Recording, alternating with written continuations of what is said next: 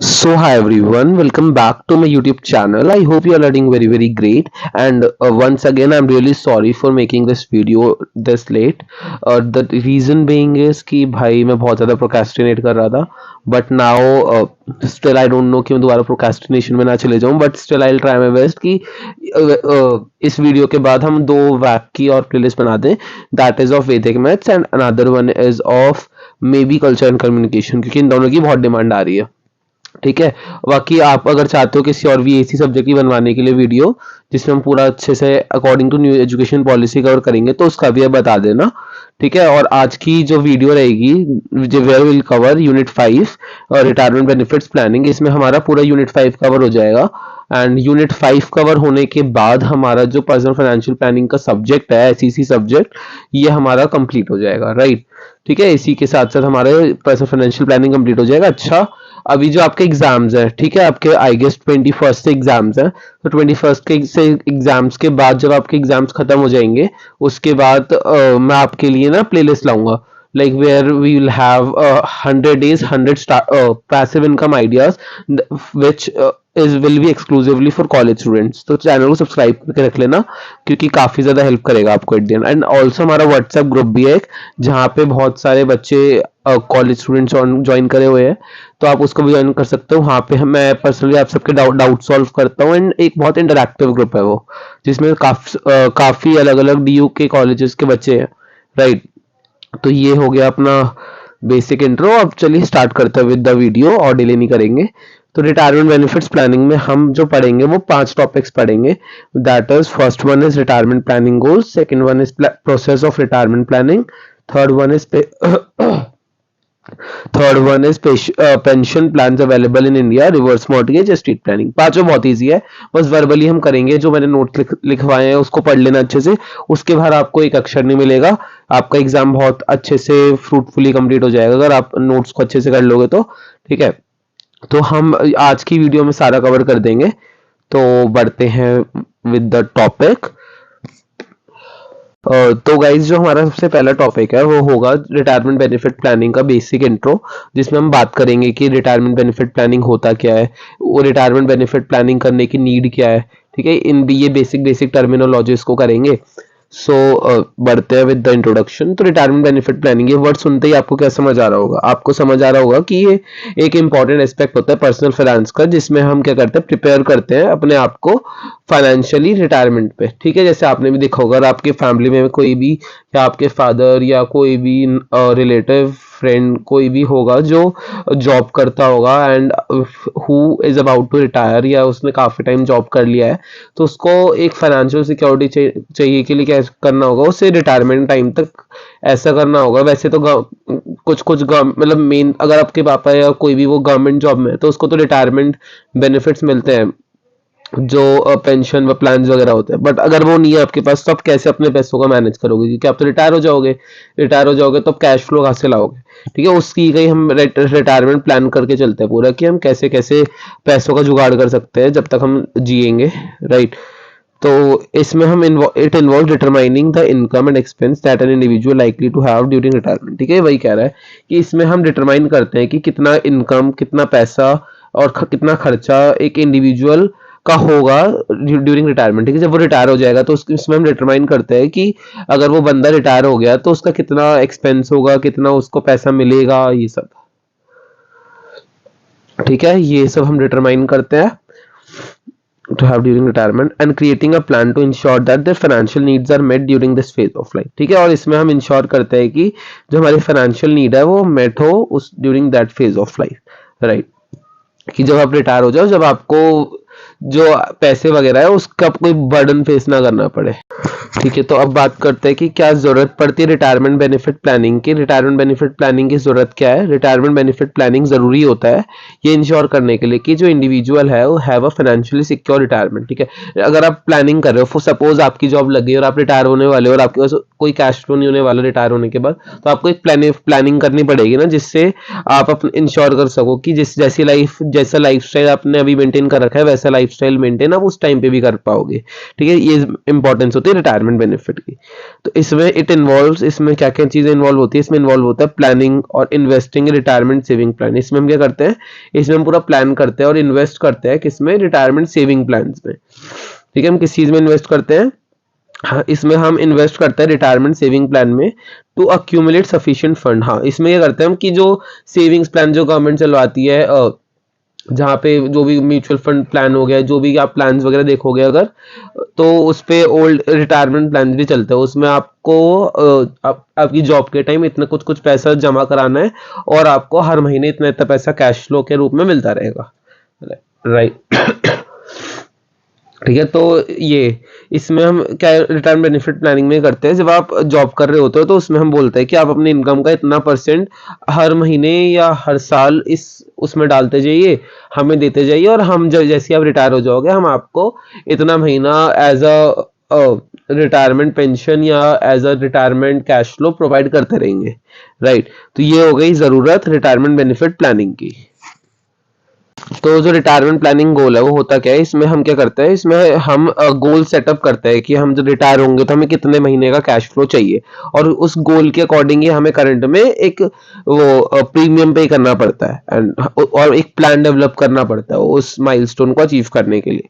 ठीक है, इसमें हम क्या करते हैं, इसमें हम इट इन्वॉल्व्स, इसमें हम एस्टिमेट करते हैं कि जब जब हम रिटायर हो जाएंगे, अभी तो आप जॉब कर रहे हो, अभी डिसेंट आपके पास कैश फ्लो आ रहा है। राइट, ठीक है, अभी तो आपके पास डिसेंट सा कैश फ्लो आ रहा है, बट देन इसमें हम क्या करेंगे, इसमें हम एस्टिमेट करेंगे total cost of living during retirement. ठीक है, इसमें हम एस्टिमेट करेंगे कि हमारा कितना कॉस्ट ऑफ लिविंग लगेगा, कितना हमारा टोटल खर्चा बैठेगा जब हम रिटायर हो जाएंगे। 30,000 रुपये महीना का हमारा हमें चाहिए होगा, या कितना चाहिए होगा अपने आप को अपना लिविंग स्टैंडर्ड मेंटेन रखने के लिए। ठीक है, जिसमें हम इंक्लूड करेंगे कि हमारा housing, health care, food, travel और अदर एक्सपेंसेस कितने, और इंश्योर करेंगे कि उन एक्सपेंसेस को हम बियर कर पाए इवन आफ्टर द रिटायरमेंट।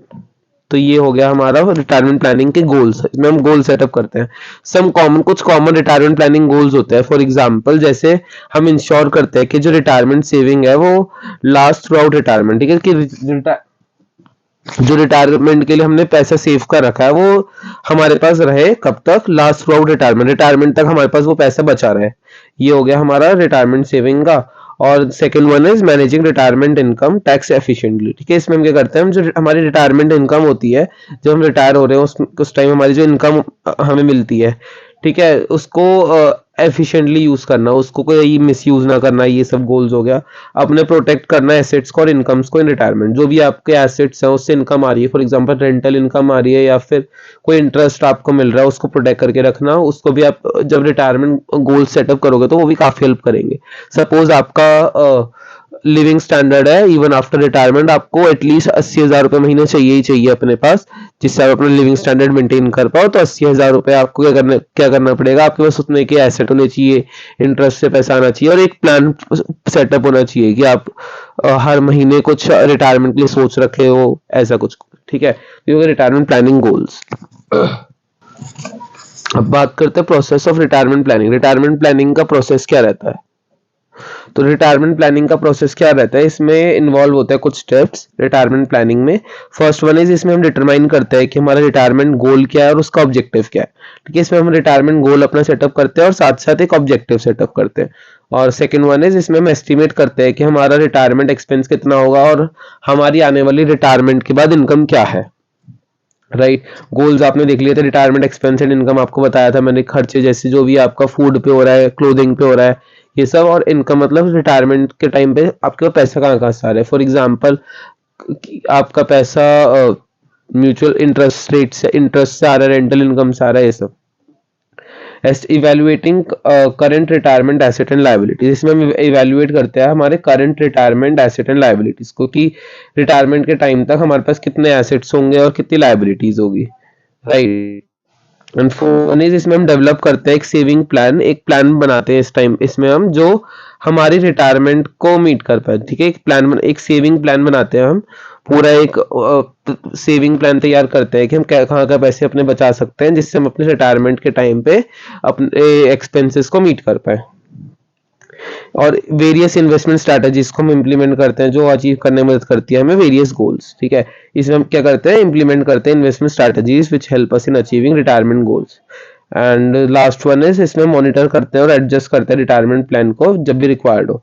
ठीक है जब भी हमें जरूरत पड़ती है हम मॉनिटर करते हैं और एडजस्ट करते हैं अपने रिटायरमेंट प्लान को। ठीक है, मान लो कि अभी तक तो आपको 70,000 का खर्चा हो रहा था या 80,000 का खर्चा हो रहा था, पर अब आपको मेडिकल प्रॉब्लम्स भी होने लगी हैं, तो आपको हर महीने 20,000 रुपए महीने की दवाई कंज्यूम करनी पड़ेगी, तो ये हो गया 1 लाख रुपए महीने का खर्चा। तो इसमें आप मॉनिटर करते हैं और अपने रिटायरमेंट प्लान को डेवलप करते रहते हो as per the uncertainties that happens in our life, right.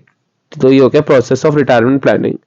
अब बढ़ते हैं नेक्स्ट टॉपिक की तरफ। अच्छा, कोई भी डाउट आए तो आप हमारा व्हाट्सएप ग्रुप ज्वाइन कर लेना, लिंक आपको डिस्क्रिप्शन में मिल जाएगा। वहां पे आपको जो डाउट हो, जिस जैसी भी दिक्कत हो, आप मुझे बता देना, मैं वो डाउट्स को सॉल्व करने में पूरी मदद करूंगा, राइट। तो ये हो गया प्रोसेस ऑफ रिटायरमेंट प्लानिंग। अब हम बात करते हैं नेक्स्ट टॉपिक की। थर्ड टॉपिक जो था हमारा वो है pension plans available in India. हमारे इंडिया में कौन कितने पेंशन प्लान्स अवेलेबल हैं? हमारे इंडिया में दो टाइप के मेन पेंशन प्लान है। First one is defined benefit pension plan, second one is defined contribution pension plan. Defined benefit pension plan क्या करते हैं, ये वो प्लान्स होते हैं जो प्रोवाइड करते हैं गारंटेड रिटायरमेंट बेनिफिट। ठीक है, ये क्या करते हैं, ये एक गारंटेड रिटायरमेंट बेनिफिट प्रोवाइड करते हैं based on employ salary and year of service. ठीक है, डिफाइंड बेनिफिट पेंशन प्लान ये करता है, ये आपको गारंटेड रिटायरमेंट बेनिफिट, मतलब ये आपको गारंटी देता है कि आपको हम इतना तो गारंटीड आपको हर महीने देंगे ही देंगे, अगर आपको आपकी सैलरी इतनी है और आप हमें इतना परसेंट देने के लिए रेडी हो। तो ये डिफाइंड बेनिफिट पेंशन प्लान हो गया। डिफाइंड कंट्रीब्यूशन पेंशन प्लान क्या होता है, ये वो प्लान होते हैं जो अलाउ करते हैं एम्प्लॉइज को to contribute a portion of their salary and employ contribute to sometimes. ठीक है, ये वो प्लान होता है जिसमें जो एम्प्लॉइज होता है वो कंट्रीब्यूट करता है अपनी सैलरी का कुछ पार्ट, एंड एम्प्लॉयर उसमें भी एम्प्लॉयर का भी कंट्रीब्यूशन होता है और ये एम्प्लॉय का भी होता है। मेनली आपको डिफाइंड कंट्रीब्यूशन पेंशन प्लान देखने को मिलते हैं। ठीक है, डिफाइंड कंट्रीब्यूशन पेंशन प्लान में क्या होता है, कुछ पैसा एम्प्लॉयर आपका मालिक लगा रहा है, कुछ पैसा आप खुद डाल रहे हो उस पेंशन प्लान के लिए, उस पर्टिकुलर कैश फ्लो के लिए। ठीक है, और नहीं, इसमें थोड़ा एरर मैंने बोल दिया था। डिफाइंड बेनिफिट पेंशन प्लान वो प्लान होते हैं जो आपको गारंटेड रिटायरमेंट बेनिफिट देते हैं आपकी सैलरी और ईयर ऑफ सर्विस पे। ये पैसा, इसमें आपको कुछ कंट्रीब्यूट नहीं करना पड़ता, अपना जो होता है वो मालिक आपको देता है। ठीक है, जो भी उस चीज फर्म का वो था, ओनर था या रिप्रेजेंटेटिव था, वो आपको एक गारंटेड रिटायरमेंट रिटर्न प्रोवाइड करता है। ये हो गया डिफाइंड बेनिफिट, ये हो गया डिफाइंड कॉन्ट्रीब्यूशन। अब कुछ पेंशन प्लान जो भारत में हमारे अवेलेबल है उन पर बात करते हैं। First is national pension system, employ provident fund, public provident fund और सीनियर सिटीजन सेविंग स्कीम। ये आप स्टाइल मारने के लिए लिख सकते हो जब भी आपसे पूछे कि what are the various pension plans available in India, तो बताना कि in India we have two types of pension plan. First is defined benefit pension plan, second one is defined contribution pension plan, और examples देना उसके, right. ऐसे हमारा ये हो जाएगा। ठीक है, पेंशन प्लान हमने कर लिए दो टाइप के, बेनिफिट और कंट्रीब्यूशन, एग्जांपल्स भी देख लिए।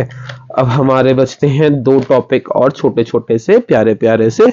सो these topics are reverse mortgage और एस्टेट प्लानिंग।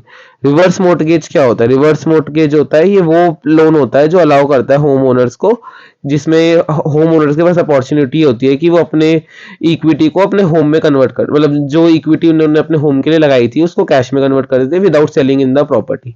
ठीक है, मान रिवर्स मोर्टगेज क्या हुआ, जैसे मान लो कि आपको अपना घर है वो गिरवी रखना है, तो गिरवी रखने के लिए जो आप डिवेंचर्स वगैरह किसी से लोगे तो वो कहेंगे कि डिवेंचर नहीं, हमसे तुम वो, मतलब किसी को अपने डिवेंचर्स वो दोगे, क्या कहते हैं, किसी से तुम लोन लोगे तो तुम क्या कहोगे, उसको मैं इतने पैसे दे दूंगा।